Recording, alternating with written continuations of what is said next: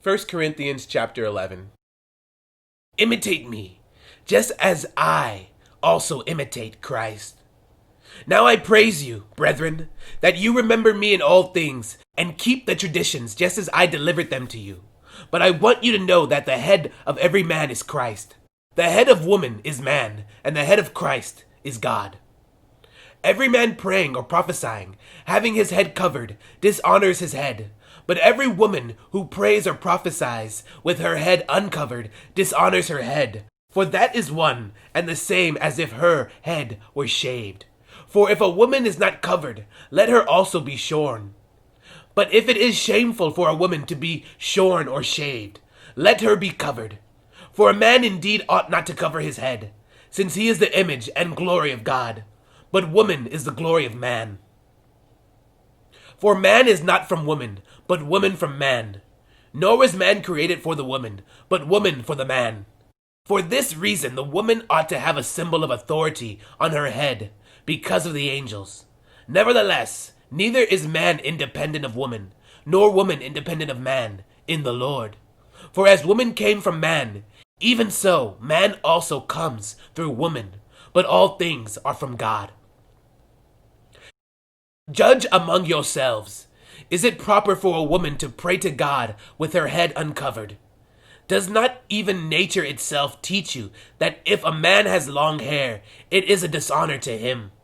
But if a woman has long hair, it is a glory to her, for her hair is given to her for a covering. But if anyone seems to be contentious, we have no such customs, nor do the churches of God.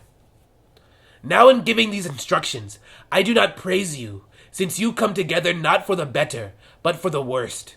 For first of all, when you come together as a church, I hear that there are divisions among you, and in part I believe it. For there must also be factions among you, that those who are approved may be recognized among you. Therefore, when you come together in one place, it is not to eat the Lord's Supper.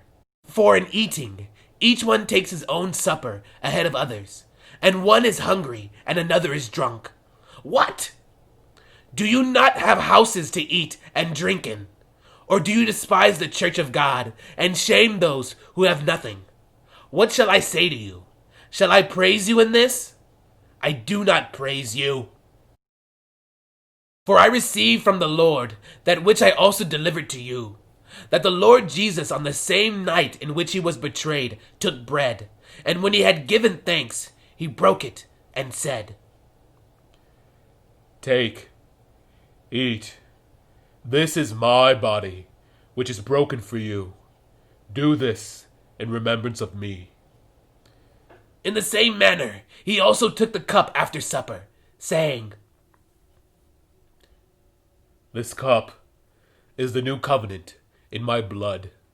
This do, as often as you drink it, in remembrance of me. For as often as you eat this bread and drink this cup, you proclaim the Lord's death till he comes. Therefore, whoever eats this bread or drinks this cup of the Lord in an unworthy manner will be guilty of the body and blood of the Lord. But let a man examine himself, and so let him eat of the bread and drink of the cup. For he who eats and drinks in an unworthy manner eats and drinks judgment to himself, not discerning the Lord's body. For this reason many are weak and sick among you, and many sleep. For if we judge ourselves, we would not be judged. But when we are judged, we are chastened by the Lord, that we may not be condemned with the world. Therefore, my brethren, when you come together to eat, wait for one another. But if anyone is hungry, let him eat at home, lest you come together for judgment. And the rest I will set in order when I come. 1 Corinthians chapter 12. Now concerning spiritual gifts, brethren, I do not want you to be ignorant. You know that you were Gentiles, carried away to these dumb idols, however you were led.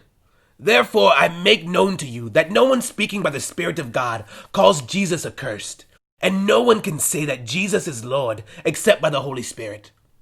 There are diversities of gifts, but the same Spirit. There are differences of ministries, but the same Lord. And there are diversities of activities, but it is the same God who works all in all. But the manifestation of the spirits is given to each one for the profit of all.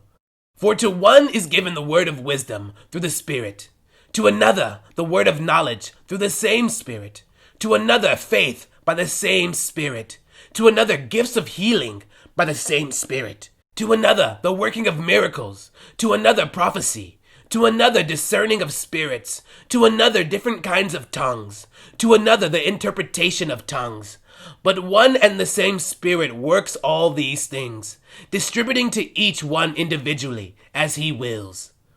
For as the body is one and has many members, but all the members of that one body, being many, are one body, so also is Christ. For by one Spirit we were all baptized into one body, whether Jews or Greeks, whether slaves or free, and have all been made to drink into one Spirit. For in fact the body is not one member, but many. If the foot should say, Because I am not a hand, I am not of the body, is it therefore not of the body? And if the ear should say, Because I am not an eye, I am not of the body, is it not of the body? If the whole body were an eye, where would be the hearing? If the whole were hearing, where would be the smelling? But now God has set the members, each one of them, in the body, just as he pleased. And if they were all one member, where would the body be? But now indeed there are many members, yet one body. And the eye cannot say to the hand, I have no need of you. Nor again the head to the feet, I have no need of you. No, much rather, those members of the body which seem to be weaker are necessary, and those members of the body which we think to be less honorable, on these we bestow great honor, and our unpresentable parts have greater modesty, but our presentable parts have no need. But God composed the body, having given greater honor to that part which lacks it, that there should be no schism in the body, but that the members should have the same care for one another. And if one member suffers, all the members suffer with it. Or if one member is honored, all the members rejoice with it. Now you are the body of Christ, and members individually, and God has appointed these in the church. First, apostles. Second, prophets. Third, teachers. After that, miracles. Then gifts of healings, helps, administrations, varieties of tongues. Are all apostles? Are all prophets? Are all teachers? Are all workers of miracles? Do all have gifts of healing? Do all speak with tongues? Do all interpret? But earnestly desire the best gifts, and yet I show you a more excellent way.